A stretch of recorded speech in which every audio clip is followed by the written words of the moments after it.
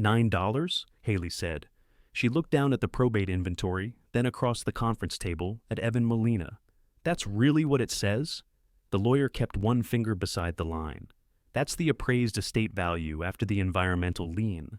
Haley covered her mouth, but the laugh had already escaped. Isaiah gave a short breath through his nose and leaned back in his chair. Shannon didn't laugh. She lowered her eyes and straightened the papers in front of her, which somehow felt worse. Evan read the line again.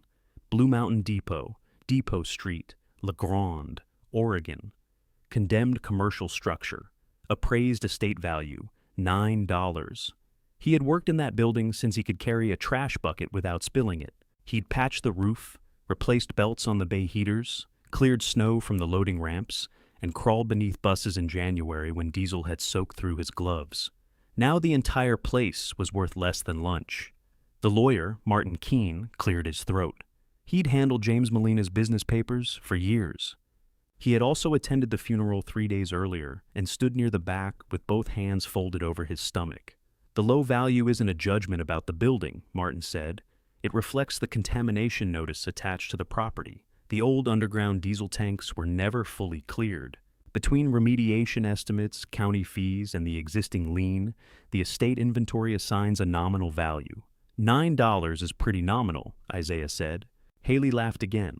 Dad couldn't make it 10? Haley, Shannon said quietly. What? I'm sorry, I'm just surprised. She wasn't sorry. Evan knew her well enough to see that. Haley got uncomfortable around grief, and when she got uncomfortable, she made someone else smaller. She'd been doing it since they were children.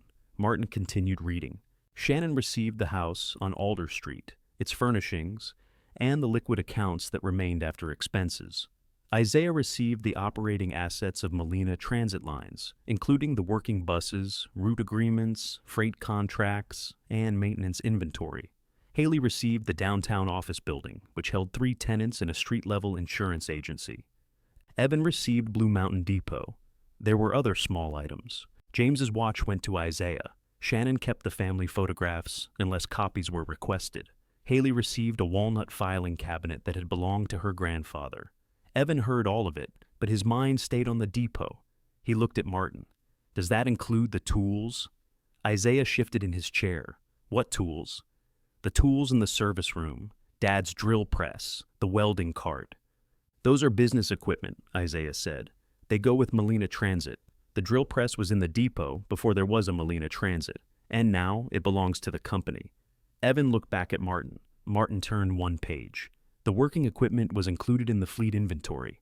What about the apartment above Bay 3?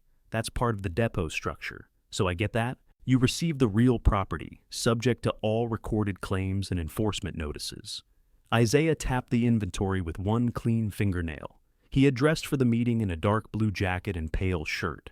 Evan had come directly from the depot in work pants with grease along one cuff. You get the apartment, Isaiah said, and every pigeon in the roof. Haley smiled at the table. Shannon reached toward Evan's wrist. Nobody's trying to hurt you. He moved his hand before she touched him. Martin began explaining the right to disclaim a bequest. If Evan refused the depot, it would return to the remaining estate and could be abandoned, transferred, or dealt with during probate. Martin spoke carefully, the way people did when they had bad news and billed by the hour. Evan barely heard him. His father had known about the lien. James knew every bill that came through the office. He knew the depot roof leaked above the old ticket counter. He knew Bay 2's electrical panel had been tagged. He knew the rear wall needed bracing, and the county had stopped allowing passengers inside years ago. James also knew Evan had no savings worth mentioning. So, why leave it to him? Evan looked around the table. Shannon had the house. Isaiah had the operating company. Haley had a building that collected rent each month. James had left his son $9 of condemned concrete and rust. Martin slid a form toward him. You don't have to decide today whether to accept. I accept it. Shannon raised her head. Evan. What? Think for a minute. I have. No, you haven't. You heard the word depot and stopped listening. Isaiah folded his arms. If he wants it, let him have it. Shannon looked at him. That's not helpful. It's what Dad wrote.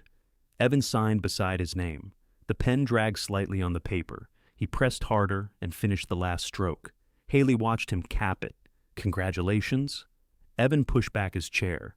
$9 property owner, she said. Martin told her that was enough. Isaiah stared toward the window. Shannon said Evan's name, but he walked out before she could turn concern into another way of asking him to disappear. That happened in the spring of 2025, a few days after James Molina was buried. By then, the family had already begun telling itself that James's will was fair.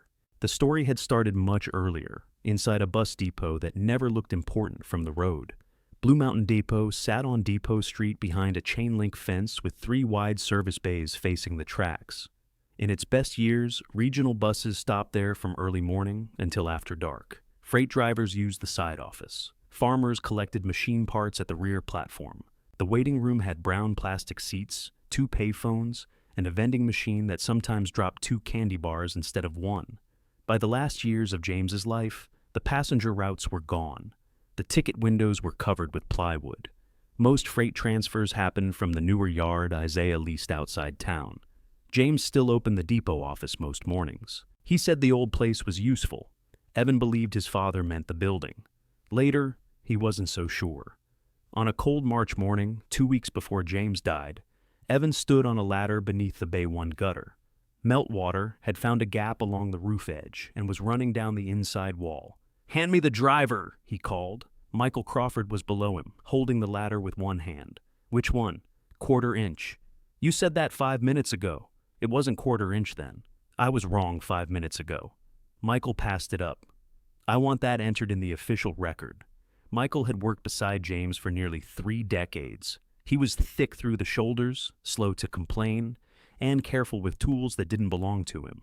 His repair shop occupied the adjoining lot. A faded sign over the door read, "Crawford Tow and Repair," though half the town still called him when a bus wouldn't start. Evan removed the loose screw and leaned closer to the gutter bracket. "The wood's soft," he said. "How soft?" "I can put the driver through it." "Don't. I wasn't going to." "You always say that after I stop you." James came through the side door, carrying 3 paper cups in a cardboard tray. At 67, he still moved like a man who disliked being waited on. His gray work shirt was buttoned wrong at the bottom, and his reading glasses hung from a cord around his neck. "Coffee," he said. Michael looked at the cups. "That from the diner?" "The good machine at the gas station." "So?" "No." James set the tray on a workbench. "Did you fix my gutter?" "Your son found rotten wood." James looked up. "How much?" Evan climbed down. "Enough that the bracket won't hold. We need to replace a section of fascia. Today? If you want water outside instead of inside." James handed him a cup. "Always trying to spend my money." "You have money?" "Not after raising you." It was a familiar line. Evan gave the familiar answer. "You didn't raise me. Mom did. You taught me to sweep." James smiled, but only for a second. Carol had been dead since 2003. Even after all those years, her name could quiet him. Michael took his coffee. "I'll get lumber after lunch." "No," James said. "You've got your own work. My own work can wait. It shouldn't have to." Michael glanced at Evan. Something passed between the older men, too practiced for Evan to catch. Then Michael tore the cardboard sleeve off his cup and dropped it on the bench. "Your father's been trying to fire me for 28 years, he said. "I'm getting close," James told him. The side door opened again. Isaiah entered without knocking, carrying a tablet under one arm. "We need to talk about the East Route," he said. James picked up his coffee. "Good morning to you." "Morning." "The school contract wants a newer coach." "No school contracts through here anymore," James said. "You moved them to the yard. That's why I said the East Route." Isaiah brought up a spreadsheet. He wanted to trade 2 older buses and finance a newer one. James didn't like the payment. Isaiah said they were losing contracts by running equipment that looked tired. Evan went back up the ladder while they argued. This was how the family worked around James. Isaiah brought numbers. Haley brought tenants, leases, and plans for the downtown building. Shannon handled the house, appointments, and the private parts of James's life. Evan fixed whatever was dripping. Nobody had assigned those places. They had settled into them. When James married Shannon in 2006, Evan was still trying to understand how another family had entered the house without Carol's things leaving it. Shannon moved carefully at first. she asked before changing curtains. She kept Carol's blue mixing bowl in the same cabinet. Isaiah had been old enough to protect his own habits. Haley watched everyone and learned quickly which jokes earned her a place at the table. Evan wanted the house to feel normal again. That made him agreeable. He surrendered the front seat, shared his tools, moved boxes, and accepted that James attended Isaiah's games and Haley's events with the same camera he had once used for Evan. There was nothing wrong with that. Evan understood that even then. The trouble was how easily inclusion became replacement. By the time they were adults, Isaiah spoke about the bus company as if he and James had built it together. Haley called the downtown office our first property, though Carol had kept its original books at the kitchen table. Shannon introduced Evan as James's boy, and Isaiah as the one running the family business. James corrected her once. "Both boys are family," he said. Shannon had smiled. "You know what I meant?" Evan did know. That was the problem. On that March morning, Isaiah finished his argument and waited. James rubbed the side of his jaw. "Bring me the full numbers tomorrow. I have them now. Tomorrow, we're going to lose the coach. Then we lose it." Isaiah locked the tablet and walked toward the door. Before leaving, he looked up at Evan. "You done with the oil room shelves?" "Not yet. I asked last week. I've been fixing the roof. The shelves are for the working company." Evan looked down from the ladder. "Then the working company can send somebody." Isaiah's face tightened. James looked between them. "Evan will finish them," he said. Isaiah left. Evan waited until the door shut. "You could have asked what I'm already doing. I can see what you're doing. Can you?" James drank his coffee. Michael suddenly became interested in sorting loose washers. Evan climbed down again. "You pay me maintenance wages. Isaiah talks to me like I work for him. He's under pressure. So am I. You think I don't know that?" Evan wanted to say he didn't. He wanted to mention the medical bill he was paying down, the child support that went out before rent, and the truck that needed tires. He wanted his father to ask without being told. Instead, James pulled a folded envelope from his shirt pocket. "Take this to the county office," he said. "Get a receipt." Evan stared at it. "What is it? Paperwork? What kind?" "The kind they stamp." That was James. If he feared something, he reduced it to an errand. Evan put the envelope in his jacket. "You want me to fix the shelves too?" "After lunch." James turned away, but then stopped. "And don't let Isaiah make you feel temporary." Evan looked at the back of his father's gray head. Then, "Tell him I'm not." James picked up a broom and swept rainwater away from the wall. He never answered. 2 weeks later, James collapsed beside the same workbench. Michael found him first.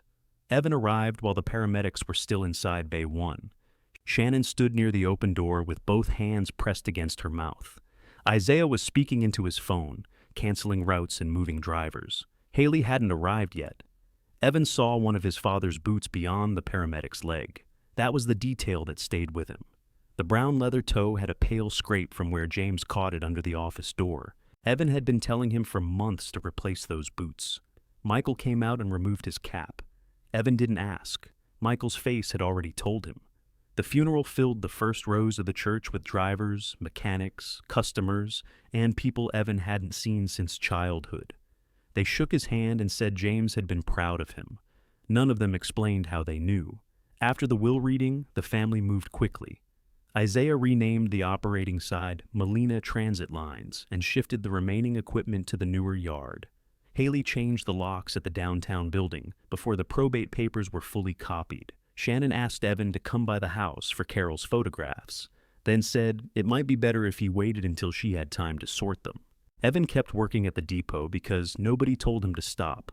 For 6 weeks he repaired doors, logged fuel deliveries, and slept in the small apartment above Bay 3. It wasn't much. There was a narrow kitchen, a shower with weak pressure, and a bedroom window facing the tracks. His daughter lived with her mother and visited only when Evan could take her somewhere else. He never invited her upstairs. He told himself that would change when the estate settled. Then Isaiah arrived one Friday with 2 men and an empty flatbed. "We're taking the compressor," he said. Evan stood in the service room doorway. "Michael uses that. Michael owns a shop. This one belongs here. It belongs to the company." The men waited beside the flatbed. Evan wiped his hands on a rag. "What happens when I need it?" "You won't." Isaiah held out an envelope. Inside was Evan's final pay statement. "You're firing me?" "The depot isn't operating. I've been keeping it standing. That's not a job the company needs. Our name is on that company. My name too. Isaiah said it without raising his voice. That made it land harder. Evan looked at the two workers. Both men knew him. Neither met his eyes. You could have warned me. I'm telling you now. What about the apartment? The probate transfer isn't complete, and the insurer doesn't want residential use in a condemned structure. I live there. You stay there. Evan stepped closer. Where do you want me to go? Isaiah's mouth opened, then closed.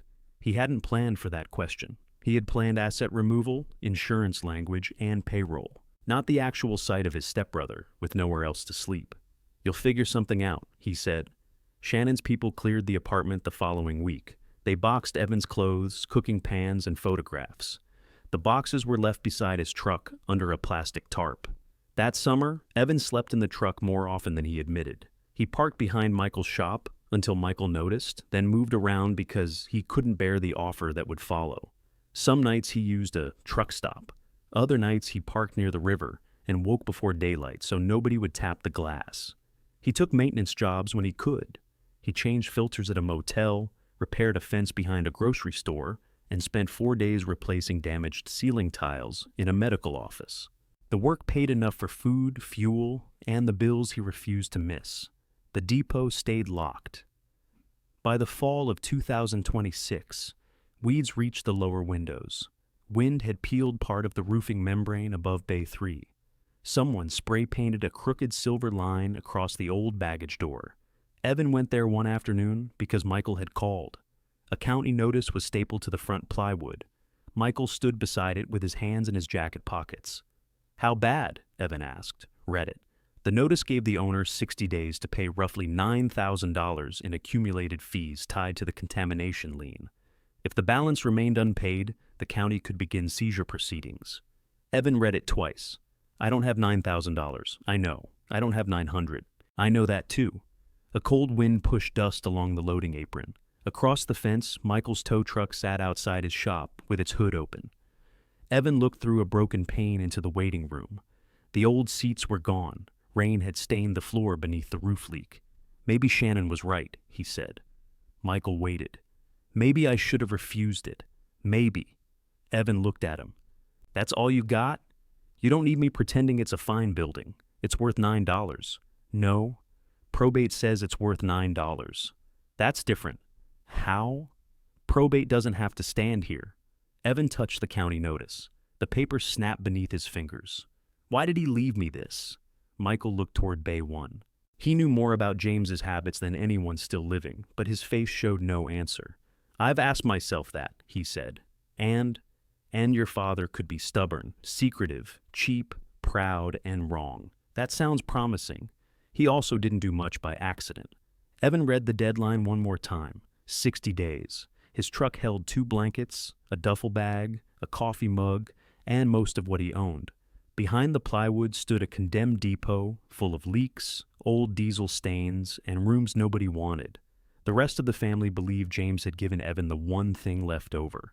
Evan had believed it too. He pulled the county notice free, folded it, and put it in his jacket. Do you still have the side door key? He asked. Michael studied him for a moment, then reached into his pocket. Always, he said. Michael dropped the key into Evan's palm. It was newer than the keys James used to carry, cut after the county required heavier locks on the side doors. Evan rubbed his thumb along the teeth, then crossed the loading apron. The lock resisted. Michael leaned against the wall while Evan worked it back and forth. Lift the handle, he said. I know. You're pulling it down. I'm lifting now. The bolt finally moved. The smell inside hadn't changed. Wet plywood, old oil, mouse droppings, and the faint sour trace of diesel that had settled into the concrete decades ago. Evan stepped into the waiting room and found a square of late afternoon light lying across the floor. Someone had removed more than the seats. The wall clock was gone. So was the wooden bench James kept beneath the route map. The office door stood open, and the metal desk had been emptied. Even the small refrigerator was missing. Evan tried the light switch. Nothing happened. Power's off, Michael said. When? Beginning of summer. Who authorized that? I assumed you did. I didn't have access. Michael walked to the breaker panel and opened the cover. Several breakers had been removed rather than switched off. "That's helpful," he said. Evan went through the building one room at a time. He had known the depot was neglected. He hadn't understood how quickly an empty building could surrender. Water had lifted the flooring in the old office. A ceiling panel had fallen across the hallway. The men's restroom door was swollen shut. In Bay 2, a bird had built a nest above the heater vent. Bay 3 held only a broken pallet and a pile of damp cardboard. The apartment upstairs was worse. The front door had no lock because someone had removed the knob. The kitchen cabinet stood open. One cabinet door hung by its lower hinge. A round watermark showed where Evan's coffee tin used to sit. The mattress was gone. The curtain his daughter's mother had given him was gone too. Rain had come through the bedroom window and softened the baseboard. Michael stayed at the bottom of the stairs. Evan stood in the center of the bedroom. He could hear the wind tapping the loose gutter against the outer wall. He remembered the last night he'd slept there, when he still thought Isaiah was angry about work and not clearing him out for good. There was an old folding chair in the closet. Evan opened it near the window and sat. He took the county notice from his jacket. The total due was $8,942. There was a case number beneath it and a phone number for county code enforcement. The notice didn't say the building had to be repaired in 60 days. It said the fees had to be paid or brought under an approved agreement. That was different. Not good, but different. Evan took out his phone and photographed every page. Then he called the number. A recorded voice said the office had closed 12 minutes earlier. He listened through the menu and wrote down the name of the enforcement officer assigned to the case. Pamela Chen. Her extension was listed after a pause. Michael called up from below. "You planning to sleep in that chair?" Evan went downstairs. "I'm going to the county office in the morning." "Good. I need to know exactly what they'll accept." "Better. And I'm moving back in." Michael looked toward the ceiling. "There's no power. I have lanterns. There's no heat. I have blankets." "Water?" "The sink in Bay 1 ran before they shut the power off. That pump's electric." "I'll bring water." Michael nodded slowly. He wasn't trying to stop Evan. He was making him say the problems aloud. "The upstairs window doesn't close," he said. "I'll board it tonight." "What about the exterior doors?" "I'll replace the missing lock." "The roof?" "I can't fix everything tonight." "That's the first sensible thing you've said." Evan walked to Bay 1 and pulled the chain beside the overhead door. It moved 6 inches, shuddered, then stopped. Michael joined him.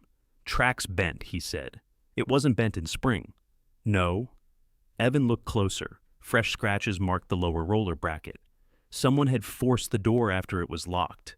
Was anything stored in here? Not after Isaiah moved the equipment. Then why force it? Michael crouched and touched the scratches. Could have been somebody looking for copper. They didn't take the conduit. Maybe the door scared them off. Evan looked across the bay. A dark line of water ran from the wall near the old parts cage, crossed the concrete, and disappeared beneath a cracked section of floor. He went to the side door again and tested the lock. The bolt was solid. Whoever had forced the bay door hadn't come through that way. "Can you lend me a drill?" he asked. Michael stood. "You can borrow one." "That's what I said." "No, you said lend. I'm correcting the arrangement before you keep it for 6 years. They drove Evan's truck to a hardware store on Island Avenue. Evan bought a door lock, 2 sheets of plywood, plastic sheeting, screws, and a battery lantern. At the register, he watched the total climb past $100. He had a little over $500 in his account. The clerk asked whether he'd needed a receipt. "Yes," Evan said. He folded it carefully and put it in his wallet. Back at the depot, Michael helped board the upstairs window. They installed the lock, swept broken glass from the kitchen, and carried a camping cot up the stairs. Michael brought it from his shop without explaining why he owned one. "You sleep here often?" Evan asked. "Once." "When?" "When Lorraine told me, I snored." "How long ago?" "Long enough that I've learned not to discuss it." Michael's wife had died several years earlier. He still spoke about her in the present tense when the memory was funny. They worked until the light left the bedroom. Evan set the lantern on the floor. The clean space looked smaller, but less abandoned. Michael stood in the doorway. "I've got coffee at the shop by 6, he said. "I'll be at the county office when they open. Take the inventory." "Which inventory?" "The probate one. Make them show you how they got to $9. Evan looked at him. "You think the number's wrong?" "I think numbers belong to people. Find out who put that one there." After Michael left, Evan walked through the dark depot with the lantern. He checked every exterior door twice. At Bay 1, he stopped beside the old inspection pit. A steel plate covered most of it, though one corner had sunk where the surrounding concrete cracked. Water collected along that edge. The depot had been built for mechanics to stand beneath buses and work overhead. The pit had stopped being used when insurance rules changed. James later covered it with plate steel and stacked tires across it. The tires were gone now. Evan shone the lantern into the narrow gap. He saw black water and part of the concrete wall below. Nothing else. He put a bucket beneath the roof leak, carried his cot bedding upstairs, and lay down fully dressed. Every sound traveled through the building. Metal ticked as the temperature dropped. A freight train passed after midnight, shaking the bedroom window inside its plywood cover.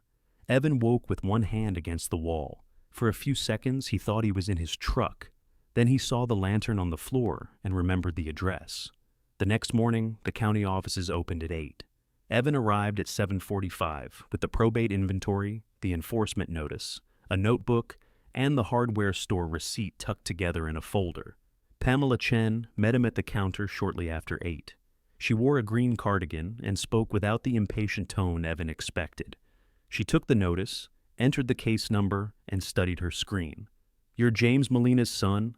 "Yes." "I'm sorry about your father." "Thank you."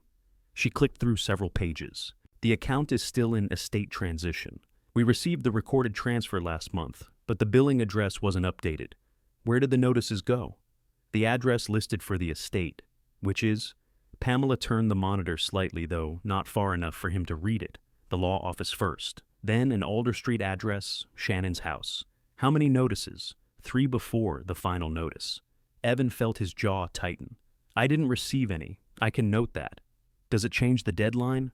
"No. The fee's attached to the property, not the person receiving mail." He knew she wasn't being cruel. He still had to look down before answering. "What do I have to do to stop the seizure?" Pamela printed a page and set it between them. "The full balance resolves the fee action, but the environmental lien remains until the contamination matter is closed. You can also apply for a payment agreement. That requires an initial payment and proof that you're addressing the property conditions." "How much is the initial payment?" She pointed to the figure. $2,000. "I don't have that today." "The application can include a request for a reduced amount, but it needs documentation." "What kind?" "Income, repair estimates, insurance, ownership records, and a proposed schedule. Anything showing the property isn't simply being abandoned. I moved into it last night." Pamela looked at him over the paper. "I'm not sure the residential portion has current occupancy approval. It has a kitchen and an apartment." "That's not the same as approval, I know." She paused. "I'd focus on demonstrating active maintenance," she said. "Secure openings, stop water intrusion, remove immediate hazards, take dated photographs, keep every receipt. If you submit an agreement request before the deadline, enforcement review usually pauses while we evaluate it. Usually, I can't promise the outcome, but it gives me a chance." "Yes." Evan opened the probate inventory. "Can you explain the $9 value?" Pamela read the entry. "That figure didn't come from our office. The lien did. The recorded lien is ours. The estate appraiser decided how it affected value. Can I see what the county has on the contamination?"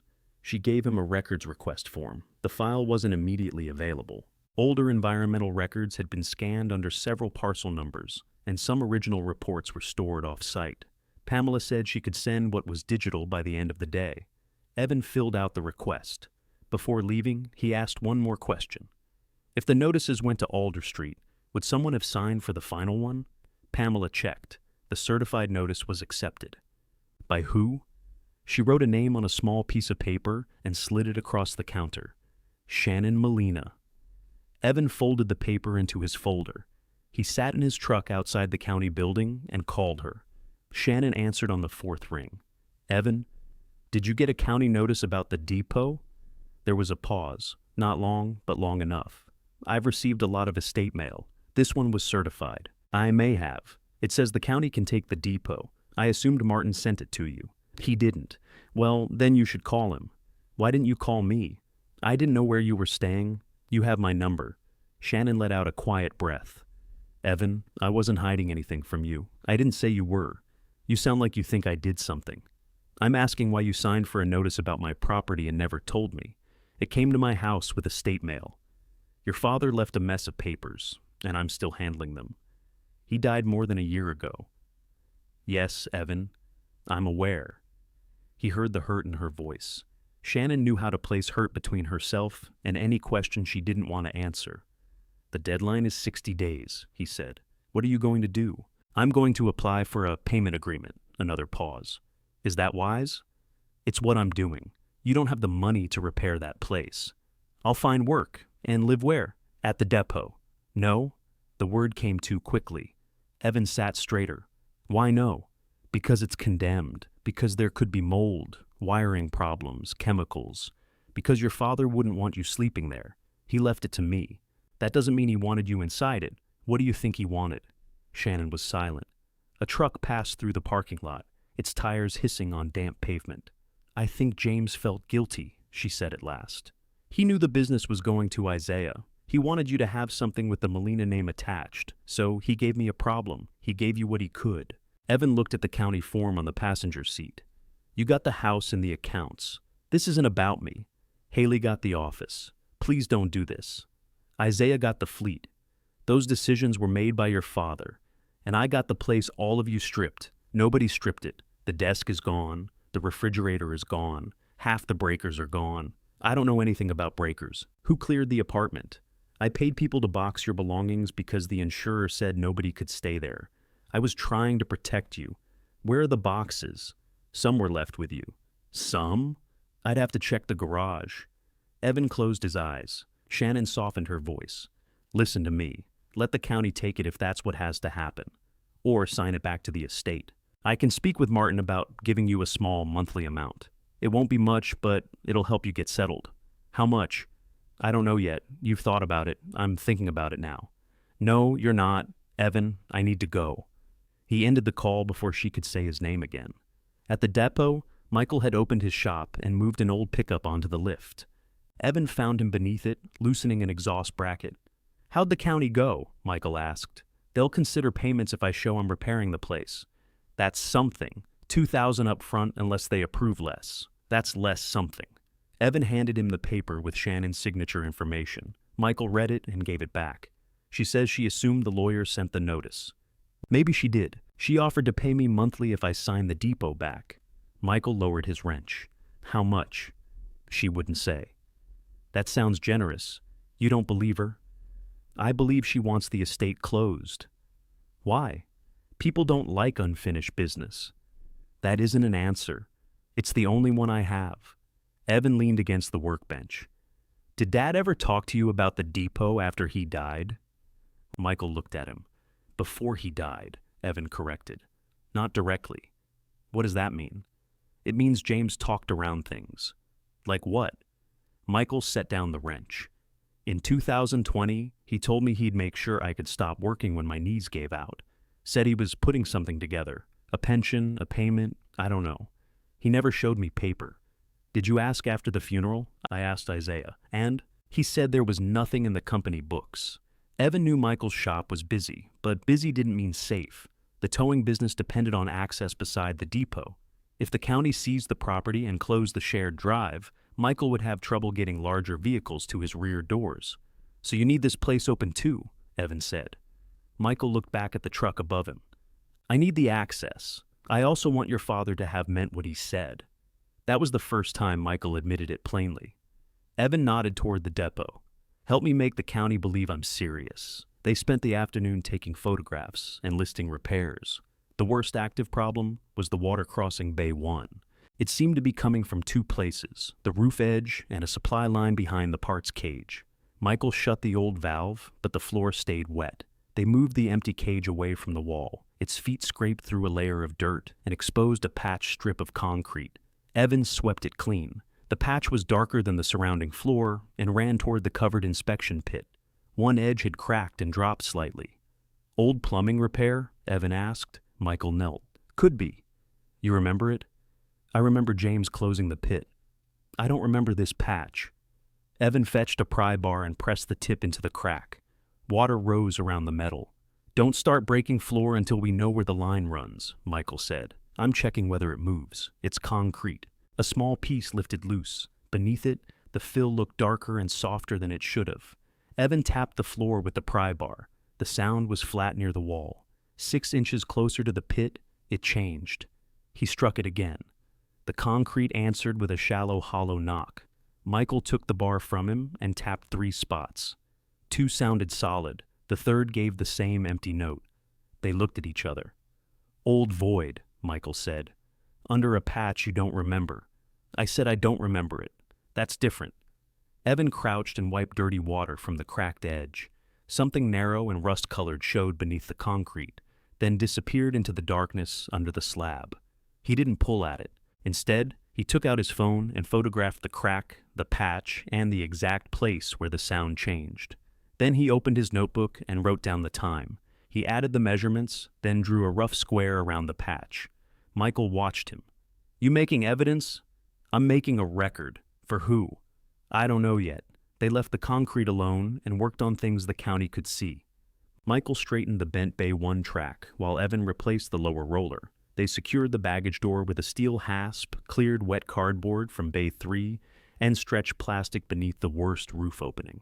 At 5:30, Evan photographed the work from the same angles he'd used that morning. His phone showed an email from Pamela Chen. The county had found part of the environmental file. Evan opened the first attachment on the hood of Michael's tow truck.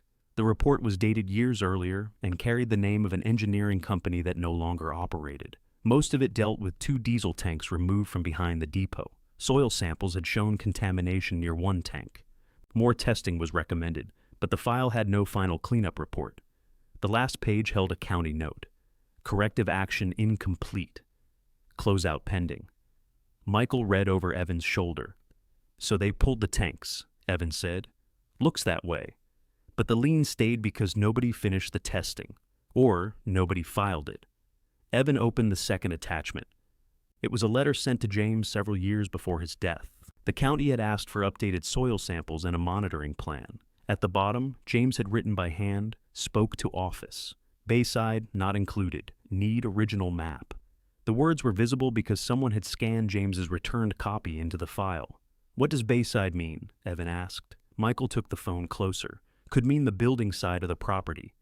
Why wasn't it included? In what? The testing. Michael enlarged the image. I don't know. Evan opened the old site diagram. 2 circles marked the former tanks behind the depot. Sample locations ran along the rear fence. None were near the service bays. The lien was real. The unpaid fees were real. But the report didn't say the entire property was poisoned. It said unfinished. That should have made Evan feel better. It didn't. The county had attached a list of current requirements. New sampling had to be performed by a qualified environmental consultant. If contamination remained above state limits, the owner would need an approved cleanup plan. Until then, the lien stayed attached. Evan called Pamela before her office closed. Does this mean I need environmental testing before you'll consider payments? No, she said. The fee agreement and contamination case are related, but separate. Active cooperation helps your application. How much does testing cost? That depends on the consultant and number of samples. Can the county do it? No. Do you have a list? I can send one. He looked at Michael. Could it be thousands? Yes, Pamela said. I don't want to mislead you. So even if I pay the back fees, I still have to pay someone to tell me whether I can keep the place. The property is already yours, until the county takes it. Pamela was quiet for a moment. Submit the payment application, she said. Don't wait for every answer. After the call, Evan wrote environmental consultant beneath the other items in his notebook. Michael closed the hood of the tow truck. One thing at a time. I have 60 days. You had 60 yesterday. Now I have testing too. You had that yesterday. You just didn't know. That's not better. No, it's just accurate. They returned to Bay 1. The water around the cracked patch had spread since afternoon. Evan shut the building's main valve, and the flow slowed but didn't stop. Some of it was rainwater moving beneath the wall. If it freezes under there, it'll lift more concrete, he said. Michael brought over a wet vacuum powered by an extension cord from his shop. They removed the standing water and watched the crack. A thin line appeared again. It's coming up from below, Evan said. Then we open enough to drain it. They marked a narrow section beside the sunken corner. Michael used a small rotary hammer, stopping every few inches. Evan lifted the broken pieces by hand. The patch was thinner than expected. Beneath it lay damp gravel mixed with black soil. Michael shut off the tool. That's not how you fill around a slab repair. How should it look? Compacted rock. This looks like somebody shoveled back whatever came out. Evan used a narrow trowel to remove the loose material. At 6 inches, the metal edge he'd seen earlier appeared again. It was rusted and curved. A pipe? He asked. Michael crouched beside him. Too wide. They cleared around it. The object was the corner of a tin box, wedged between the old inspection pit wall and the later patch. Rust had eaten through part of the lid. Evan stopped moving. Michael looked across the bay toward the doors, though nobody else was there. You ever see that before? Evan asked. No. Could it be old parts? Could be. Buried under concrete, mechanics do strange things. Did you? Not that strange. The box wouldn't lift. One side was trapped beneath a lip of concrete. They widened the opening with hand tools, careful not to strike the metal. Dark water seeped around their gloves. The box shifted, then stuck again. Michael reached into the gap. There's wire around it. For what? To hold it in place. He cut the wire with side cutters. Together, they pulled the box free. It was about the size of a work boot box and heavier than it looked. Mud ran from one corner when Evan set it on the steel plate covering the pit. The lid had once been painted green. Only a few patches remained. Michael wiped the top with a rag. No name or label appeared. You should photograph it before we open it, he said. Evan already had his phone out. He photographed the box from each side. Then he recorded where they'd found it, including the wire and the hollow beneath the patch. Michael noticed. You think Shannon put that there? No. Isaiah? No. Then why are you looking worried? Because somebody hid it. The lid had a small clasp, but no padlock. Rust held it shut. Michael sprayed the hinges and worked a flat screwdriver beneath the edge. The metal bent before the seal loosened. Easy, Evan said. You want to do it? Yes. Michael handed him the screwdriver. Evan pushed it into the gap. The lid opened with a wet tearing sound. Inside was a folded piece of oilcloth, a photograph, and a brass key. Water had reached everything. The cloth was dark at the edges, and the photograph had curled into a shallow tube. Evan picked up the key first. 2 letters and a number were stamped into its oval head. DB98. Safety deposit box? Evan asked. Maybe. What bank uses DB? Michael took it and turned it beneath the work light. Could be initials. Evan carefully lifted the oilcloth. Inside was a piece of lined paper, folded twice. Part of it had dissolved into the fabric. The handwriting that remained was James's. Evan recognized the slanted capital letters and the way his father pressed too hard on downward strokes. Only a few lines could be read. If this has been opened, then Bay 1 has already started giving way. Below that, the paper was gone. Farther down, another fragment remained. The ground under Bay 1 remembers what people choose to forget. The final readable word sat near a torn edge. Ask D. Evan held the cloth flat with both hands. Michael read the lines twice. That sounds like him? Evan asked. The handwriting does. The words? Michael rubbed his chin. Your father wasn't usually that dramatic. He buried a box under concrete. Maybe this brought it out in him. Evan looked at the damaged section. Whatever James had written between the lines was gone. Brown water had blurred the ink into soft stains. Ask D, he said. Who's D? I don't know. DB on the key, I can read. Then D probably had a last name starting with B. Probably. Evan picked up the photograph by its least damaged corner. James stood beside a woman on open farmland. He looked young. His hair was still dark, and he wore a denim jacket Evan remembered from pictures taken before Carol died. The woman had short brown hair and held a folder against her chest. Behind them stretched a field with a fence line and a low ridge in the distance. Evan had never seen her. Michael studied the picture. Do you know where that is? Evan asked. No. Do you know her? Michael shook his head. She's familiar, but I can't place her. You worked with Dad for nearly 30 years. I didn't attend every meeting. The back of the photograph was stuck against a thin piece of ruined paper. Evan started to separate them. Don't, Michael said. It'll tear. They laid the photograph flat on a clean rag. Evan checked the box again. There was no deed, no money, and nothing that explained the key. The bottom held only muddy water and a small brass washer. Michael took off his gloves. "We need to dry that paper properly." "How?" "Not with a heater." Lorraine used to preserve old photographs for the Historical Society. She put wet paper between some kind of sheets. "Do you have them?" "No, but the records room at the library might." Evan folded the oilcloth around the letter without pressing it. He placed the key in a clean plastic parts tray and covered the photograph with another rag. Outside, a vehicle turned onto the loading apron. Michael looked through the bay window. Shannon parked beside Evan's truck. She got out carrying a leather folder. Evan closed the tin box lid and moved it beneath the workbench. He didn't know why he hid it. The choice happened before he could argue with himself. Shannon entered through the side door without knocking. Her hair was pulled back, and she wore the raincoat James had bought her the Christmas before he died. She stopped when she saw the broken floor. "What are you doing?" "Stopping a leak." "You're cutting into the foundation." It was already cracked. She looked at Michael. "Is that safe?" "No building work is safe when somebody walks in without announcing themselves," he said. Shannon ignored that. She looked around Bay 1 at the extension cords, tools, buckets, and stacked debris. "So, you really moved in?" "I told you I did. I thought you were upset." "I was. And now?" "Now I'm working." She held the folder closer. "Can we speak privately?" Michael picked up the wet vacuum hose. "I've got plenty to do next door." "You don't have to leave," Evan said. Shannon gave him a tired look. "I'm not here to fight." Michael remained beside the vacuum. "What's in the folder?" Evan asked. "A possible solution." She opened it on the workbench. A prepared transfer form sat on top. Evan's name appeared as the current owner.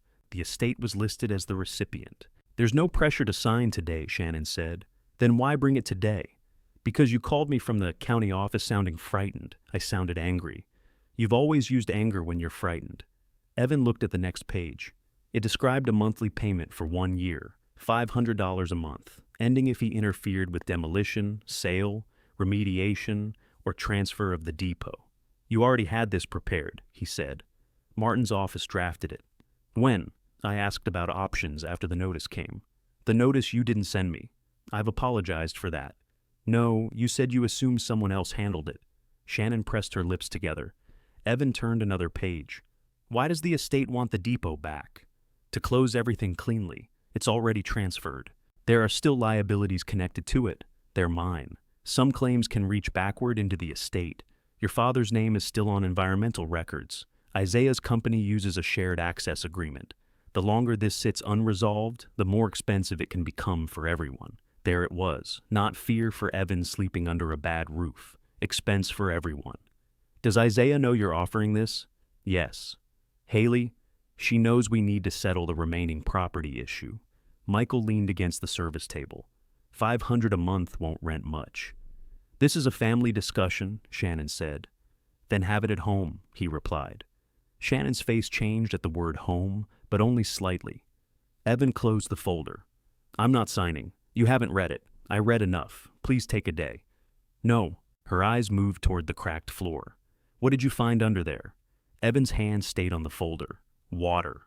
Shannon looked at the muddy tools, then at the workbench. The tin box was hidden from where she stood, but the key remained in its plastic tray near Michael's elbow.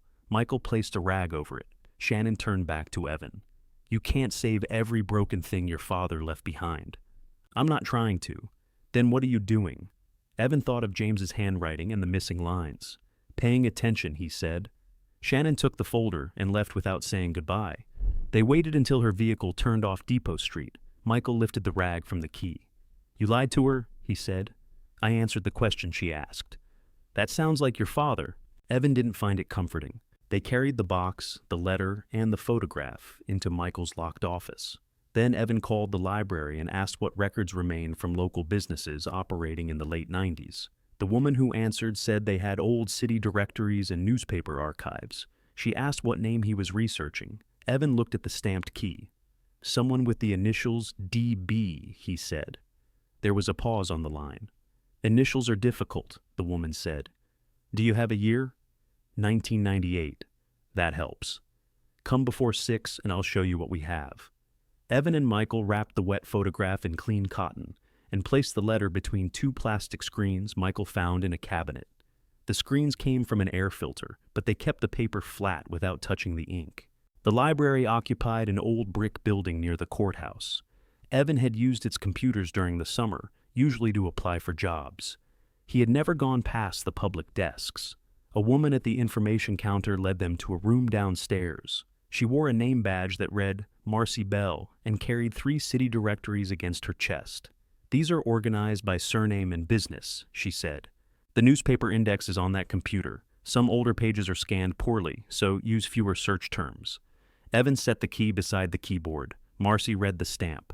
DB could also be a business. "Any bank?" Michael asked. "Not one I recognize." She looked at the wrapped photograph.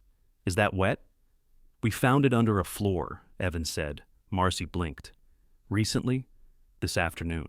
She took them to a work table and brought out blotting paper, 2 flat pieces of glass, and a soft brush. "You don't pull wet photographs apart," she said. "You let the paper relax first." "That's what I told him," Michael said. "You told me not to use a heater. Same principle." Marcy placed the photograph between sheets and weighted the edges. The ruined paper stuck to the back began to loosen as it dried. While they waited, Evan opened the city directory for 1998. James appeared under Molina, James, and Carroll, Alder Street. Blue Mountain Depot had a separate business listing. Below that were insurance offices, freight brokers, and a bookkeeping service run from a house on Cedar Street. Burke, Danielle. Accounting and payroll services. Evan pointed to the name. Michael leaned closer. "Danielle Burke. You know her?" "I know the name. You said you didn't know the woman. I still don't know if that's her. What did she do for Dad?" "Payroll, taxes, books, I suppose." "You suppose? She didn't work at the depot. James took boxes to her." "How long?" Michael searched his memory. "Years. She stopped doing our payroll after Shannon came in? Or maybe before. James hired an office manager around then." Evan turned toward him. "Why didn't you think of her when you saw DB?" "Because I haven't heard her name in 20 years. You've heard Shannon's name every day. You still forget what she says. That's by choice." They searched the newspaper index. The first results were ordinary. Danielle Burke served on the board of a community theater. She prepared tax returns through a volunteer program. Blue Mountain Depot sponsored a holiday food drive. Then Evan found a short business item from the fall of 1998. Blue Mountain Depot owner James Molina and local accountant Danielle Burke had registered a partnership called DBM Holdings. The notice gave no description of its purpose. "DBM," Evan said. Michael read the item. Could be Danielle Burke Molina, or Depot Burke Molina, or 3 letters they liked. Evan searched the partnership name. 2 more notices appeared. One announced the filing. The other listed a mailing address at a rented post office box. No land appeared. No trust appeared. Nothing connected the business to Bay One. Marcy returned to check the photograph. "The backing should separate now," she said, slowly. She used the soft brush to lift a corner. The wet paper peeled away in small pieces, revealing the back of the photograph. Several lines had been written there in blue ink. Northfield, October 1998. Beneath that was a row of 6 numbers divided into 3 pairs. At the bottom, James had written Danielle and me. "Keep original below Bay One." Evan read it without speaking. Michael moved closer. "That's not a date. The numbers? Month would be too high." "A combination?" Evan said. Marcy looked from the photograph to the brass key. She had the good sense not to ask what they were opening. Evan turned the picture over again. The open field now felt different. It wasn't simply a place where James had once stood. He had labeled it North Field, as if it belonged to some larger set of plans. "Can we copy this?" Evan asked. "Yes, but don't put it through a feeder." Marcy scanned both sides on a flatbed machine. Evan printed 3 copies. Michael placed the original between dry sheets and slid it into a rigid envelope. The directory listed Danielle at the Cedar Street address until 2004. Later records showed no residential listing. Marcy found an old theater program with a phone number, but it had been disconnected. They searched public property records through the county website. A Danielle Burke appeared as owner of a small house near the edge of town. The record had been updated the previous winter. Evan wrote down the address. Michael checked the time. It's after 7. She might still be awake. She also might call the police when 2 men arrive holding a buried photograph. I'll go alone.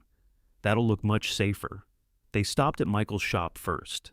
The envelope containing the letter went into a dry storage cabinet. Evan put the key on a cord around his neck beneath his shirt. By the time they reached Danielle's street, rain had started.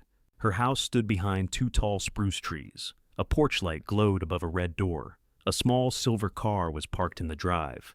Evan remained in the truck. "What do I say?" he asked. "The truth." "All of it?" "Enough that she opens the door." They walked up the path. Evan knocked. The porch light brightened.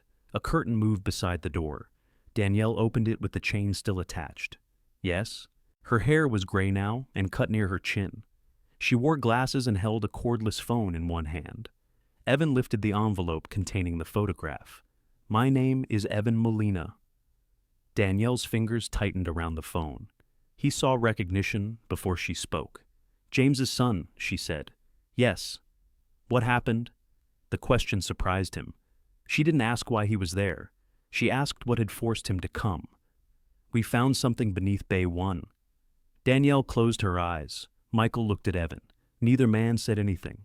She opened the door wider, removed the chain, and stepped back. "You'd better come in." Her front room was warm and crowded with books. A sewing basket sat beside one chair. Papers covered half the dining table, arranged in neat stacks with colored tabs. Danielle asked whether they wanted tea.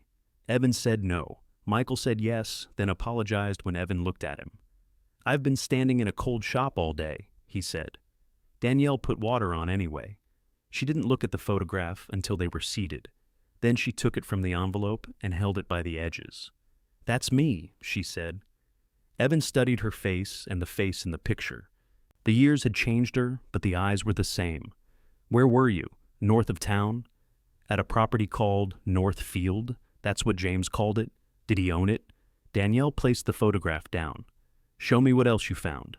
Evan took the key from beneath his shirt and set it beside her hand. She read the stamp. "DB means Danielle Burke," he said. "Yes." "And 98? The year." "What does it open?"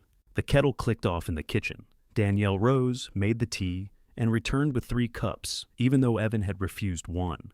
She stirred honey into her own without drinking. "Before I answer, tell me who knows you found this." "Michael." "A librarian helped dry the photograph, but she doesn't know what it means." "Your family?"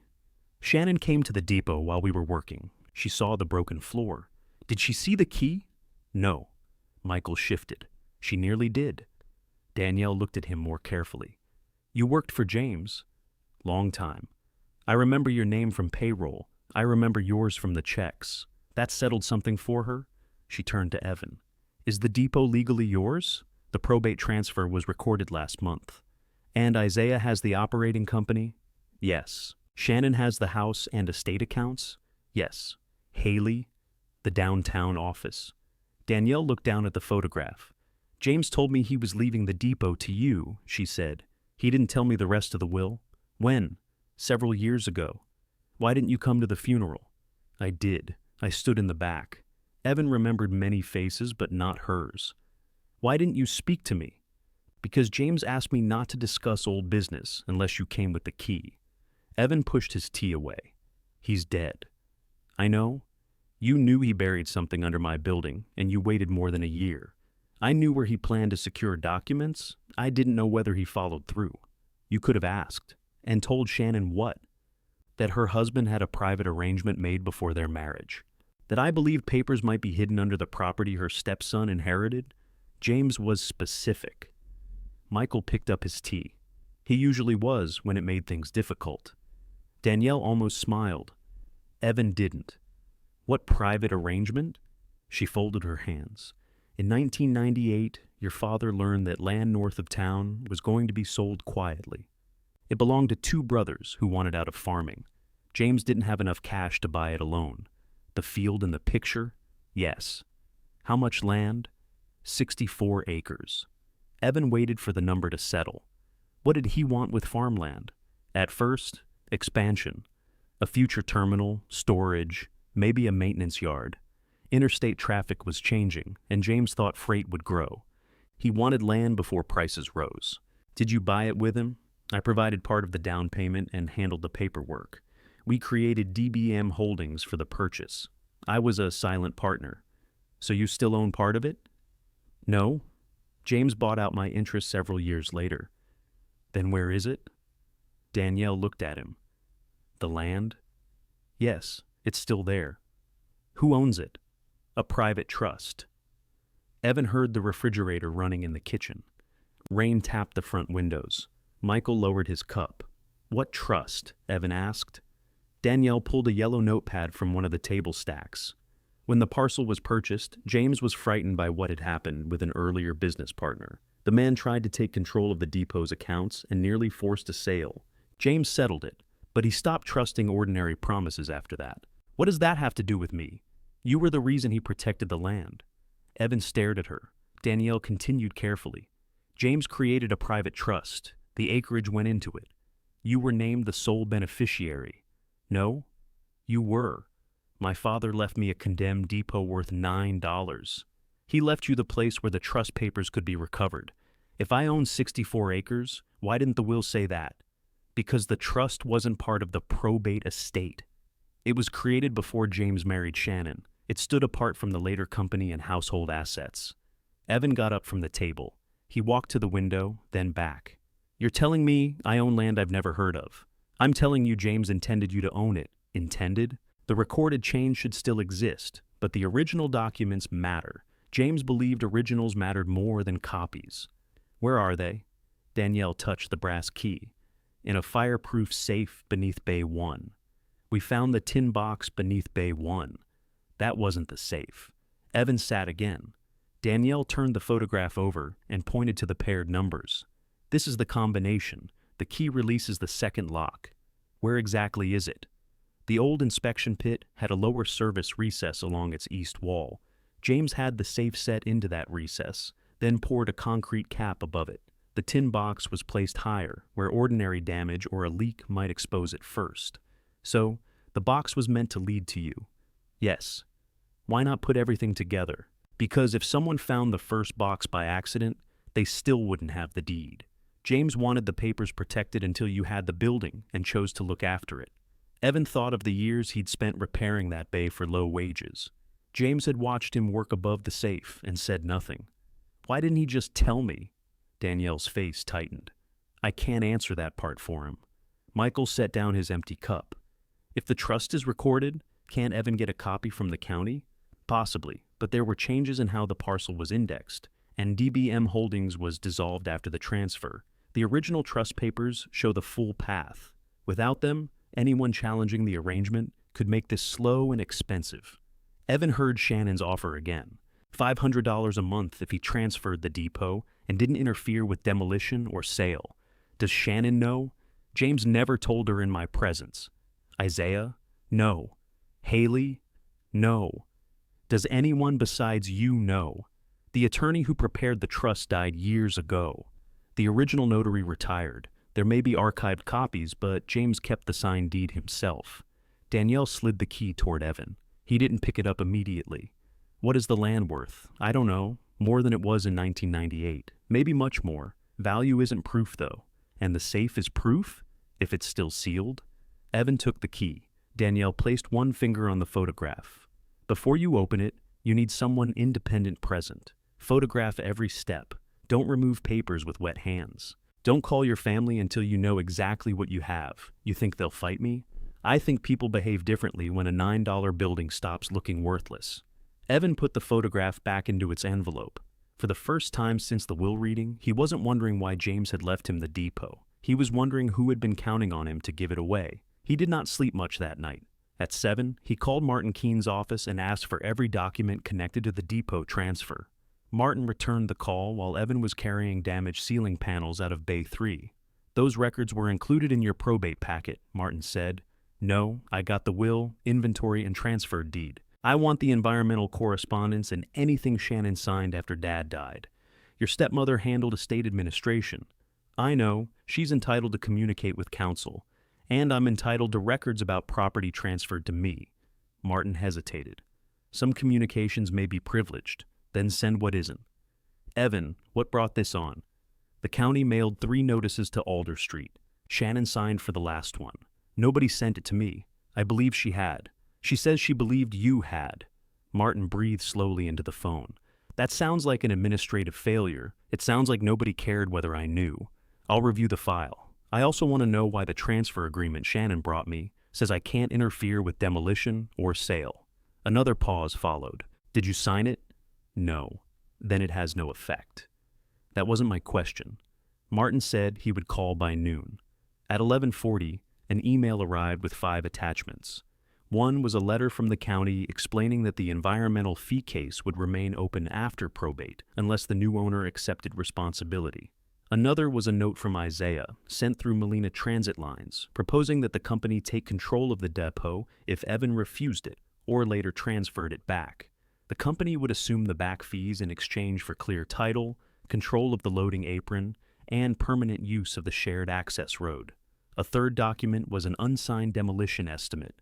It had been prepared 9 days before the will reading. Evan read the date twice. Michael stood beside him in the depot office. They knew what they wanted before you signed. They knew I was getting it. Shannon would have known the will. Isaiah says he didn't. Isaiah says whatever keeps the next question away. The estimate covered removal of the waiting room, service bays, and upstairs apartment. It also included filling the inspection pit and clearing the slab for outdoor vehicle staging. Bay 1 would be gone. The 4th attachment was Martin's note from a meeting with Shannon and Isaiah. Aloud, Evan said. Michael read the line. That's a nice word. They sat in a room and decided how long it would take me to fail. They may have thought they were solving a problem. Whose? Theirs. The final attachment was a copy of the certified county notice bearing Shannon's signature. Below it, Martin had written, "Discuss options after deadline if Evan does not act." Evan called Martin again. What does that note mean? Martin didn't pretend not to understand. It means the county action could simplify the title issue. For who? For the estate and the operating company, by taking my property. The county wouldn't seize it immediately. There would be a process. That makes it better? No. Did Shannon tell you not to send me the notice? No. She said she would speak with you. Did she? I can't answer for her. You wrote that you'd discuss options after the deadline. Yes. What options? A negotiated transfer. Potential participation by Molina Transit. Possibly allowing the enforcement process to proceed. Evan gripped the phone harder. Was I part of any of those discussions? No. Why? Because you hadn't contacted us. I didn't know there was a deadline. Martin was quiet. Evan looked through the office window into Bay 1. The broken patch remained covered with a sheet of plywood. Beneath it was a clue James had placed where demolition crews would have buried it for good. Did my father ever tell you about DBM Holdings? The silence changed, not recognition, caution. I've seen the name in older estate materials, Martin said. What materials? A business schedule prepared before James married Shannon. It listed inactive or dissolved entities. Did anybody investigate it? There was nothing in the current business accounts. That isn't what I asked. No separate asset was identified. Did Shannon know the name? She may have seen it in the schedule. Isaiah? I don't know. Evan ended the call. Michael had heard enough to understand. They knew there might be old business, he said, but they didn't know what, or didn't find it. Evan put the phone in his pocket. I'm going to Alder Street. Michael reached for his jacket. You don't need to come. I know. Danielle said not to tell them. We won't tell them. Then why go?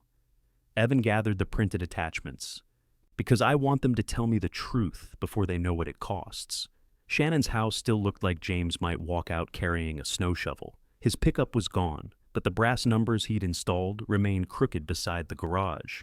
Haley's car was at the curb. Isaiah's was in the drive. Evan knocked instead of using his old key. Shannon opened the door. What are you doing here? I need to talk to all of you.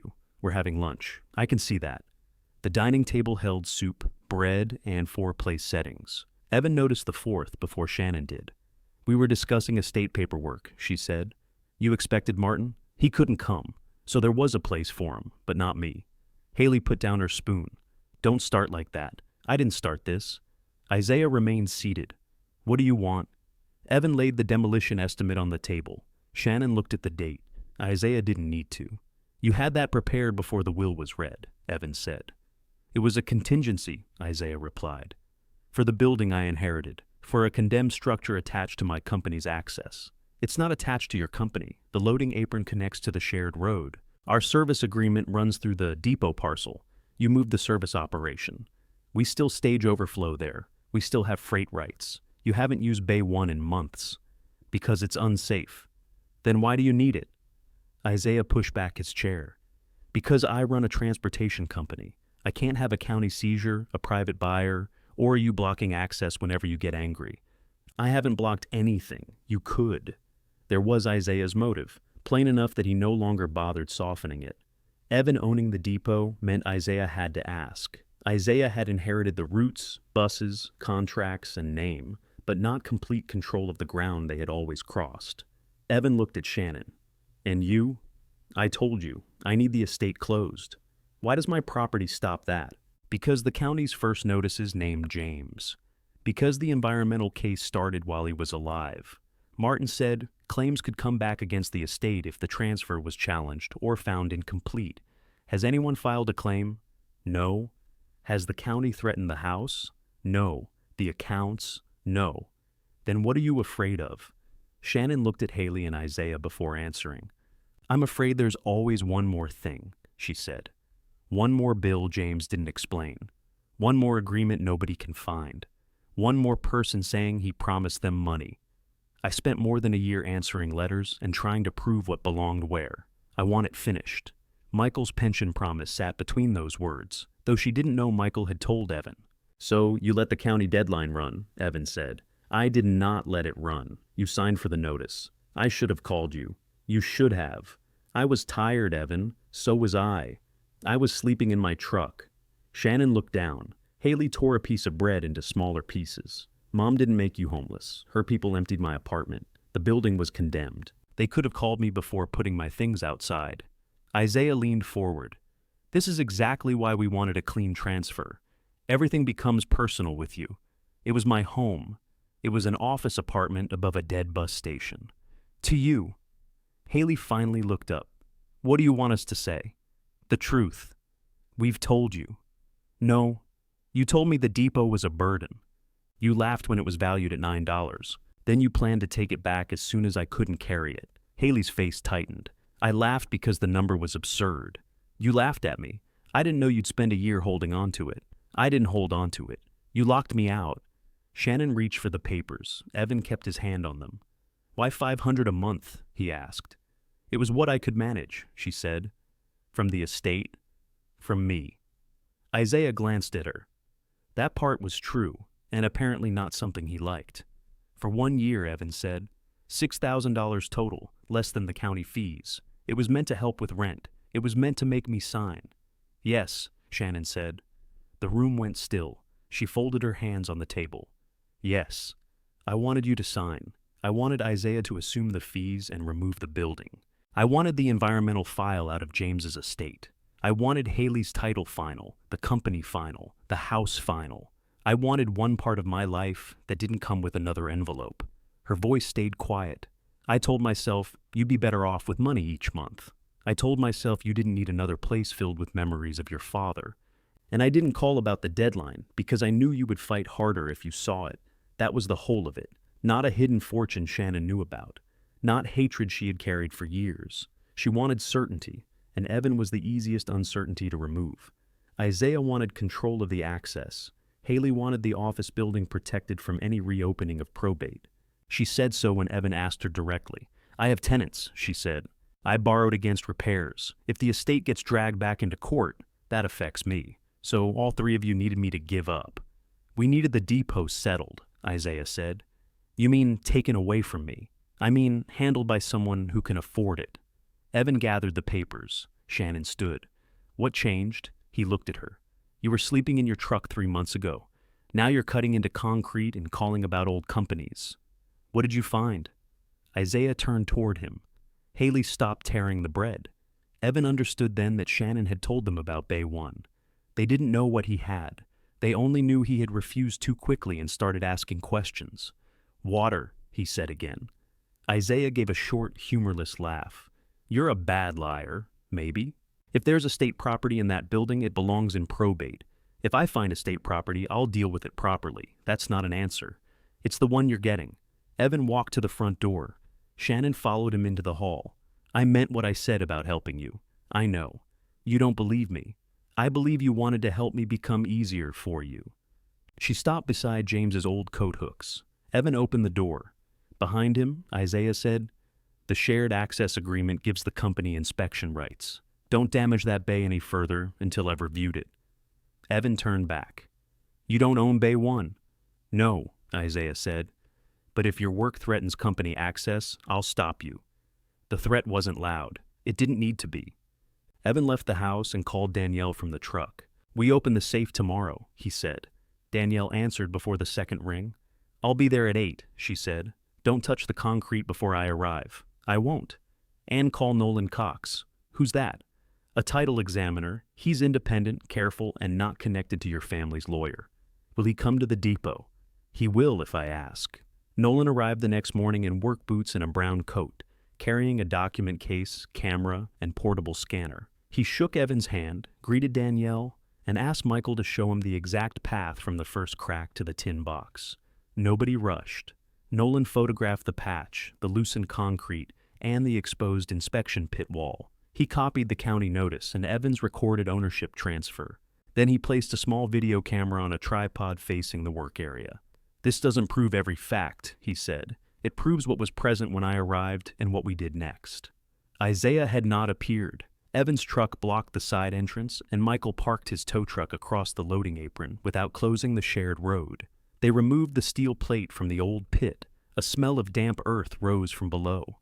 Michael lowered a ladder and tested each rung. The pit was shoulder deep, with stained concrete walls and a narrow ledge along the east side. Danielle pointed from above.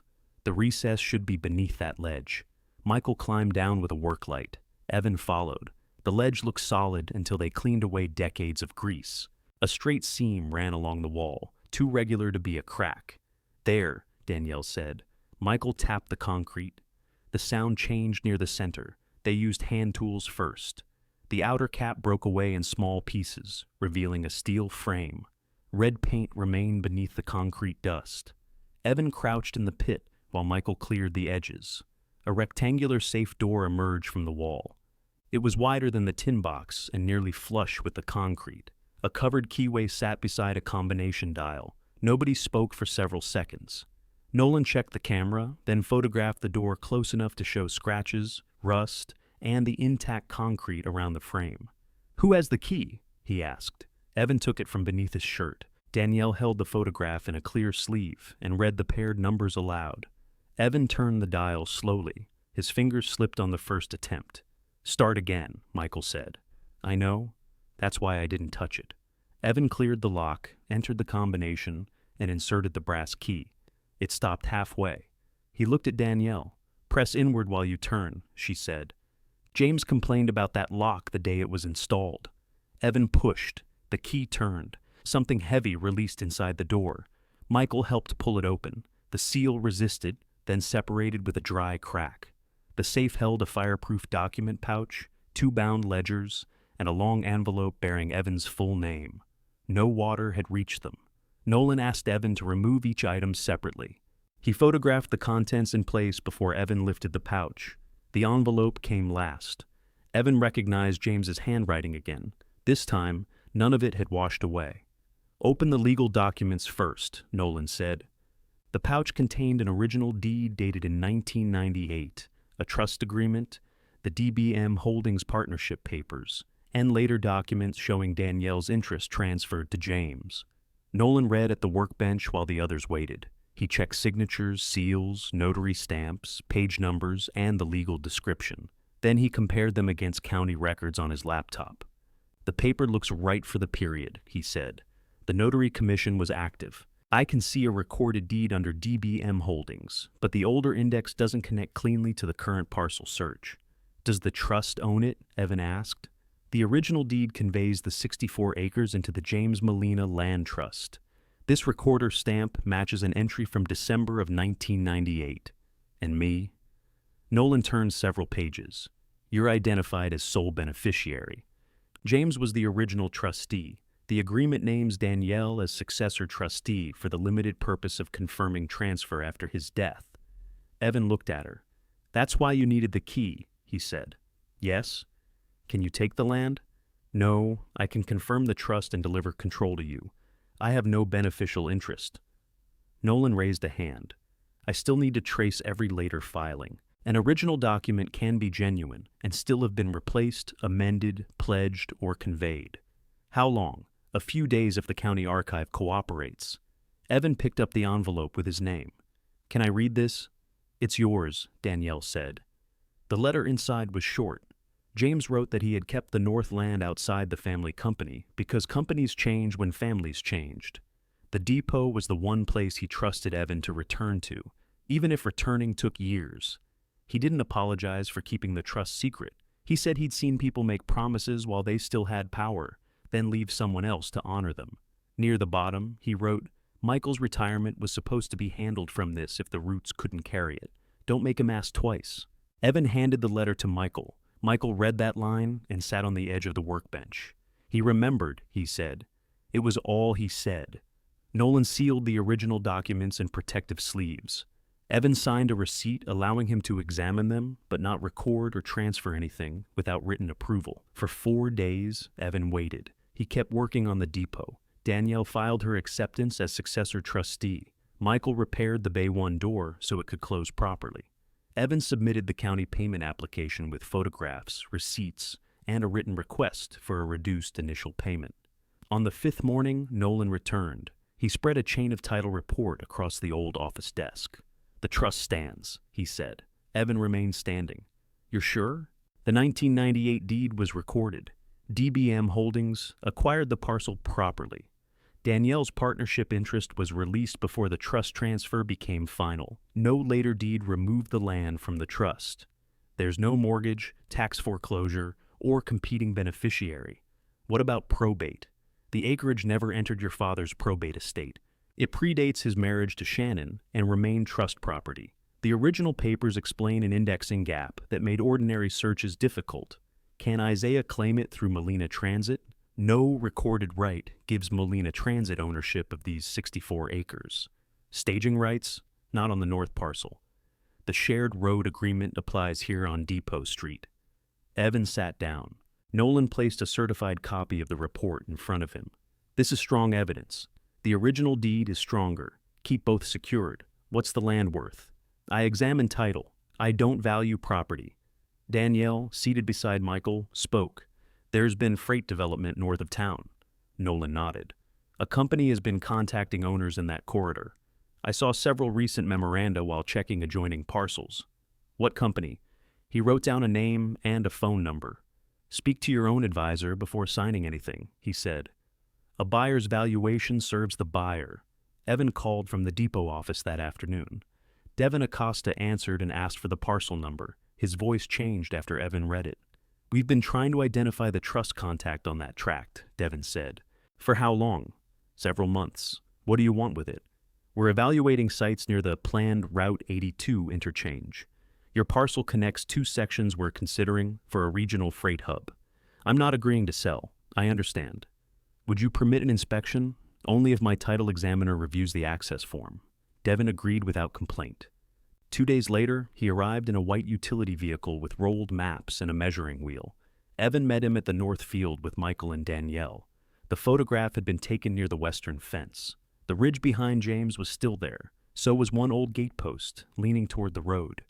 Devin walked the boundary, checked road access, drainage, utilities, and distance to the proposed interchange. He asked about soil history.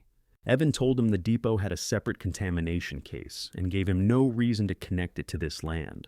When they finished, Devin opened a map across the hood of his vehicle. This parcel matters because of position, he said, not just acreage. Without it, trucks would need a less direct approach and a second crossing. What does that make it worth? Evan asked. To our project, just over $4 million. Michael looked away toward the field. Danielle stayed still. Evan thought he'd misheard. $4 million? Our current acquisition model puts it slightly above that. A formal offer would depend on environmental review, survey confirmation, and internal approval. Why didn't you find me before? The trust name appeared, but the contact trail ended. We approached adjoining owners instead. Did you approach my family? I don't discuss another owner's negotiations. That means yes. It means I don't discuss them. Devin rolled up the map. We can make an offer quickly if you want one. What if I don't sell? Then you own 64 acres beside a planned freight corridor. We would discuss access, leasing, or redesigning around you. Evan looked across the field. James had once imagined buses, freight, and a maintenance yard there. Selling would erase every immediate danger. It could also hand the choice to the first company carrying a large number. I need time, he said. Take it. Devin gave him a card. That evening, Evan locked the original deed in a secure document cabinet Nolan had arranged. He kept the certified report with him. The depot still had a county deadline. Rain still entered Bay 3. Evan still slept on a camping cot above a condemned service bay. But beneath Bay 1, his father's deed had been waiting exactly where Danielle said it would be, and now Evan could prove it. 3 days later, Devin called while Evan was replacing rotten stair treads. Do you have a sister named Haley Harper? He asked. Stepsister. She contacted our office. Evan set down the drill. What did she want? She said your family controlled several connected properties and could deliver the north parcel as part of a larger agreement. She can't. I know that now. What did she offer? She proposed acquiring your interest first, then selling the parcel to us. My interest? For $150,000. Evan sat on the unfinished step. Did she say I agreed? She said you didn't understand the title position and would accept once the family handled the environmental debt. Did you tell her what the land is worth? No. I told her we deal with the recorded beneficiary. Me, you. Our legal staff also saw a new notice attached to the probate file. Someone is challenging the trust transfer. Evan stood. When? It posted this morning. Martin emailed the filing before Evan could call him. Shannon, acting through the estate, asked the probate court to determine whether the 64 acres had been properly removed from James's ownership. The filing argued that any papers recovered from the depot were after discovered estate property. It also claimed the depot transfer might be invalid because environmental obligations had not been fully disclosed when Evan accepted it. Isaiah submitted a statement saying Molina Transit Lines had long relied on property connected to James's business holdings. He claimed the north acreage had likely been purchased with company income and should pass with the operating business. Haley's statement was shorter. She said James always intended his major assets to benefit the blended family equally. Evan read that sentence several times. When $9 was all they thought he had, equality hadn't troubled her. A hearing was set for the following week. The estate also requested a temporary order preventing Evan from selling, leasing, or altering the acreage until ownership was decided. Nolan came to the depot that afternoon. They're asking the court to treat the trust as incomplete, he said. Can they? They can ask. Will the judge agree? The recorded chain says no. The originals say no. Danielle's records say no. But you don't walk into court assuming paper explains itself. I can't afford a long fight. Devin's company still wants an inspection option. That sounds like selling. It isn't. They pay for a limited period to perform due diligence and negotiate first. You keep ownership unless you later accept an offer. Evan called Devin back. They worked out a 90-day option with no right to enter the depot, no transfer of title, and no authority over the trust. Nolan reviewed the property description. A trust attorney he recommended reviewed the rest. The option payment covered Evan's reduced county installment, immediate roof materials, and the legal retainer. It didn't settle the contamination lien. It bought time. The county accepted the agreement 2 days later. Evan was reading the approval beside Bay 1 when the sound of air brakes came from outside. Isaiah had parked 2 buses across the shared road. One sat nose to nose with a building supply truck carrying roofing panels. The other blocked Michael's rear shop entrance. Evan walked onto the loading apron. Isaiah stood beside the first bus with a clipboard. Move them, Evan said. The company is exercising its safety rights. What safety rights? You're bringing commercial deliveries across a disputed access. The road isn't disputed. The depot transfer is. The court hasn't voided anything. The environmental file says the property may be hazardous. The delivery is roofing. Isaiah looked toward the truck driver. You can unload at the street. The roofing panels were too long to carry safely from Depot Street. Evan had arranged the delivery through the bay so they could be lifted directly to the covered work area. Michael came out of his shop wiping his hands. "You're blocking my tow entrance," he said. "You have a front entrance. Not for the truck on my lift. This is temporary." Michael walked closer. "Then temporarily move." Isaiah held his ground. Evan took photographs of both buses, the road, and the waiting delivery truck. Then he called the trust attorney. Isaiah watched him. He expected shouting. He had come prepared to be the reasonable one, standing beside two company vehicles. Evan stayed on the phone. The attorney sent Martin a written demand and notified the court that Isaiah was interfering with property access before the hearing. Nolan supplied the recorded road agreement, which allowed shared use but not obstruction. 40 minutes later, Martin called Isaiah. Evan couldn't hear the whole conversation. He heard enough. "I understand," Isaiah said. "No, I'm not conceding anything." He ended the call and signaled the drivers. The buses moved. The supply truck entered Bay 1. Isaiah waited until unloading began. "You think one old deed makes you a land developer?" he asked. "No? You think Dad wanted you to sell everything he built? I haven't sold anything. You took money from Acosta for an inspection option. That company will destroy our routes." "How?" "They'll build their own freight operation. They'll take drivers, contracts, and staging space." There was the rest of Isaiah's motive. The North acreage didn't merely represent money he thought should be his. Its position gave Evan influence over a freight project that might compete with Molina Transit. Isaiah had inherited the operating company, expecting to control James's business future. Evan's land meant he didn't. "You could have asked what I planned to do," Evan said. "You don't have a plan. I have time." "That's worse." Isaiah left before the roof of panels were fully unloaded. Haley arrived that evening. She stayed outside, where Michael could see them from his shop. "You called Acosta," Evan said. "I was trying to understand the market. You offered to buy my interest for $150,000. It wasn't a formal offer. You made it to him, not me. I thought we could package the properties." "What properties?" "My office, Isaiah's staging operation, the depot, and the land. You don't own 3 of those. We're family. That didn't make me part owner of your office building." Haley folded her arms. "You were homeless, Evan. You had no money in a condemned building. $150,000 would have changed your life. You knew the parcel was worth more. I knew a developer was interested. That doesn't guarantee value. You didn't ask me. You would have said no, because it came from me. You'll never know." Her face tightened. "Do you understand what happens if you keep all of it? Mom looks like she cheated you. Isaiah looks like he took the wrong asset. I look like I laughed at the person Dad actually protected. That isn't why I'm keeping it. It still happens." Evan looked at her. Haley had spent years reading the room and choosing the safest place inside it. Now the room had changed, and she wanted Evan to move so she could remain where she'd always stood.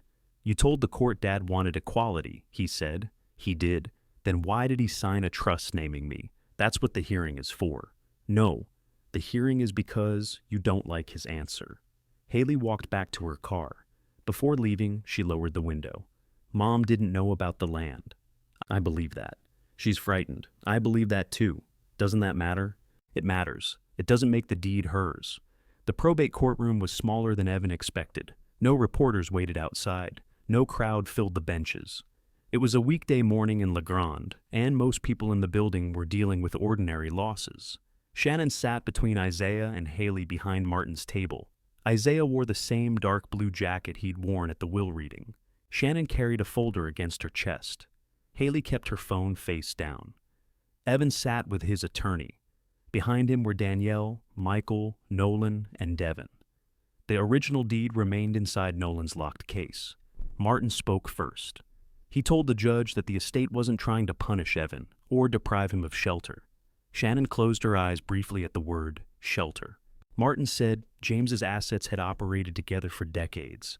The buses, depot, routes, office, and land had all been supported by the same family labor.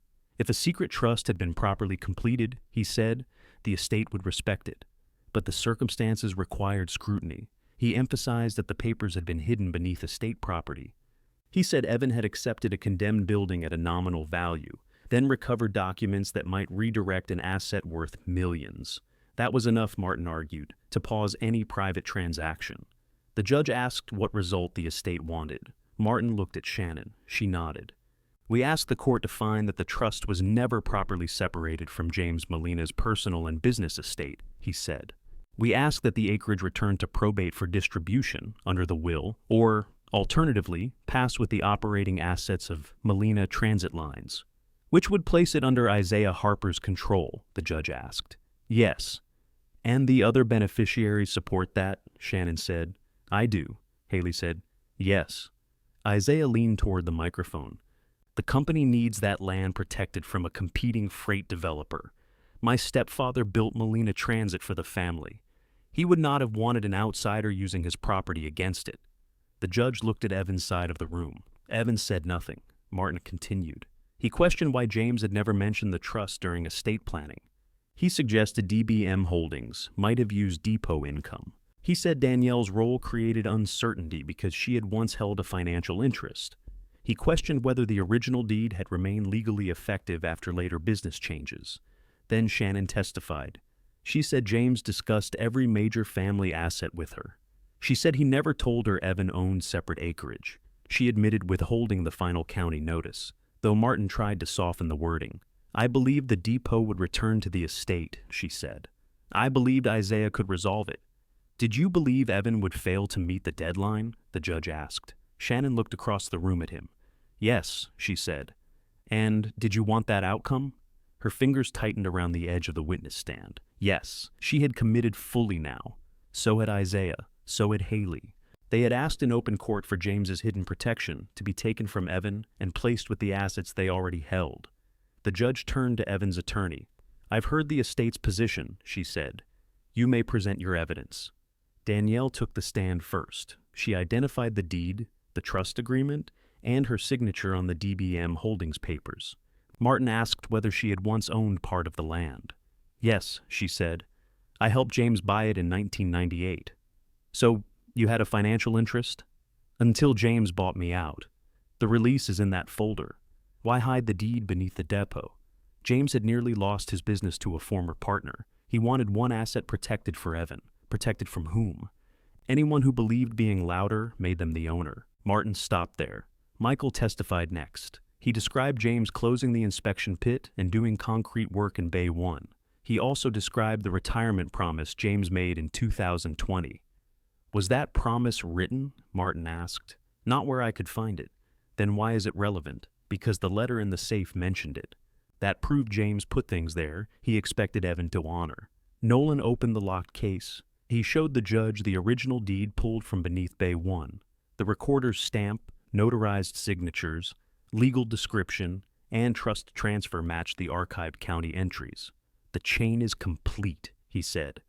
The 64 acres left DBM Holdings and entered the James Molina Land Trust in 1998. No later document returned it to James personally, his estate, or Molina Transit Lines. Could company income have purchased it? Martin asked. The source of funds doesn't change the recorded conveyance, but the partnership ledger shows James and Danielle provided the purchase funds separately. Nolan placed the ledger beside the deed. Martin looked toward Isaiah. Isaiah stared straight ahead. Devin's testimony took less time. My company independently valued the parcel at just over $4 million, he said. Its position near the planned Route 82 interchange makes it important to a proposed freight hub. Did Evan agree to sell? Martin asked. No. Did he accept money? For a limited inspection option. It conveys no ownership. Finally, Evan's attorney placed James's letter before the judge. Martin objected to using a private letter as a proof of title. The deed proves title, Evan's attorney said. The letter proves intention. The judge read it. Evan looked across the room. Shannon's hands rested motionless in her lap. Haley no longer looked at him. Isaiah watched the deed as if it were a mechanical part he might still remove from the table. Evan's attorney spoke without raising his voice. They mocked a homeless single dad and his $9 bus depot. Under Bay 1 sat his late father's deed. That sounds unlikely until the original document is opened, examined, and matched to a public record created 28 years before this dispute. The judge turned to Martin. Do you have evidence of a later conveyance? No. Another beneficiary? No. Evidence the trust was revoked? No. Then the estate's position depends on the idea that James Molina couldn't have meant what he signed. Martin didn't answer. The judge confirmed the trust and Evan as its sole beneficiary.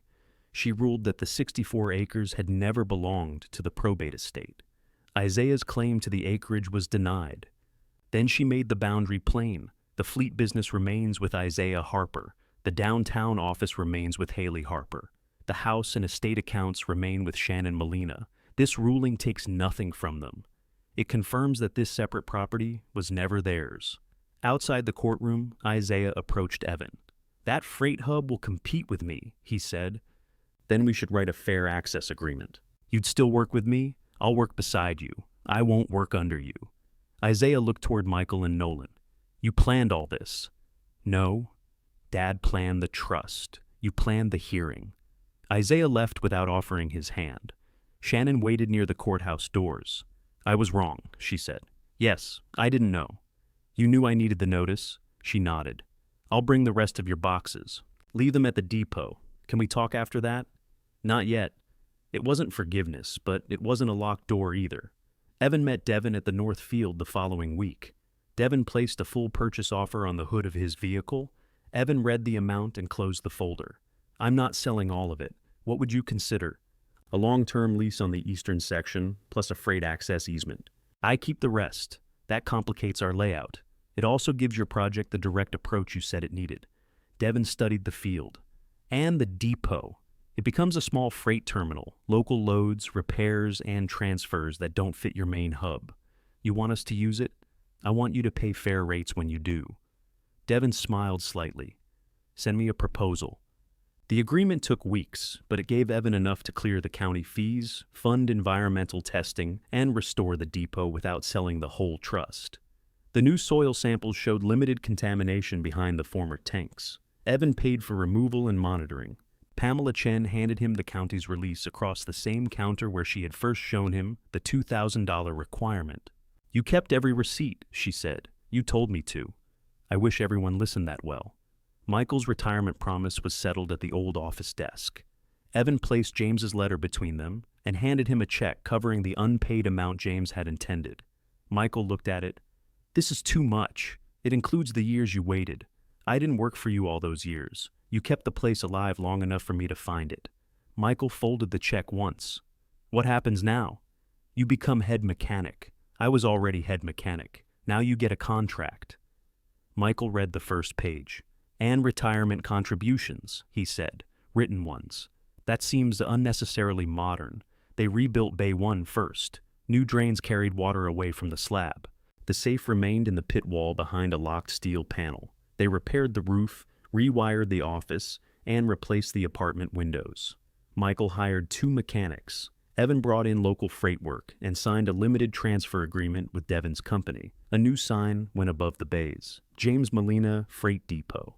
On the morning it reopened, Shannon arrived with the missing boxes from Alder Street.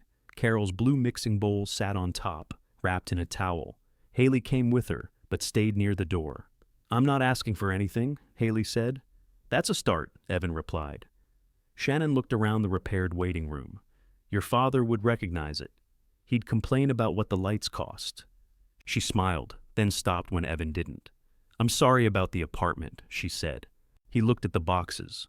"I believe you're sorry now." It was the most he could give her. She accepted it. Isaiah kept the fleet and routes. Haley kept her tenants. Shannon kept the house. The written road agreement allowed Molina Transit reasonable access and prohibited anyone from blocking Michael's shop or Bay 1 again. Nobody was ruined. They simply had to live inside the boundaries James had drawn and Evan had finally enforced. After the resolution, the depot settled into ordinary work. Trucks arrived, doors rolled open, and coffee went cold beside repair orders. The upstairs apartment had heat, clean windows, and a real address. Evan's daughter had a place there whenever she was with him, not a truck cab or a promise that things would improve soon. If stories about young people rebuilding a life after family betrayal matter to you, subscribe and return for the next inheritance story. At dusk, Evan stood and repaired Bay 1 while the last freight truck pulled away. Light from the apartment windows fell across the clean concrete. His daughter was upstairs, settled for the night. and the old brass key rested on his keyring beside the key to their home.